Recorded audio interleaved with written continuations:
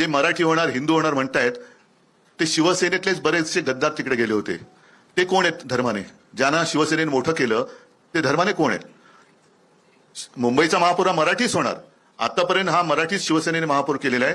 पण भारतीय जनता पक्ष आमच्या सोबत असताना त्यांनी उपमहापौर काय केले होते हा त्यांनी स्वतःला प्रश्न विचारावा. जे आम्ही त्यांची मतचोरी पकडली, मतचोरी पकडल्यानंतर त्यांनी आता उमेदवारांची पळवापळवी सुरू केली. साम दाम दंड भेद म्हणजे एवढे निगरगट्ट आणि कोडगे राज्यकर्ते यापूर्वी महाराष्ट्राला तरी लाभलेले नव्हते.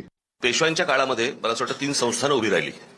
त्यातलं एक गुजरात मधलं गायकवाडांचं, शिंदेचं म्हणजे सिंधिया ज्यांना म्हणतो आपण ते, आणि तिसरं होळकरांचं. बरोबर. जे साम्राज्य उभं राहिलं ते बडोद्याचं साम्राज्य उभं राहिलं, जे मराठेशाहीचं साम्राज्य आहे. बरोबर.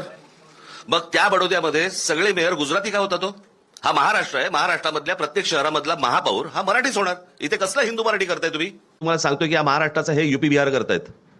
उत्तर प्रदेश बिहारमध्ये ज्या प्रकारचं राजकारण केलं जातंय त्या प्रकारचं राजकारण. महाराष्ट्र हा वेगळा सुसंस्कृत महाराष्ट्र आहे. मी नेहमी सांगतो की महाराष्ट्राने देशाला दिशा दाखवलेली आहे.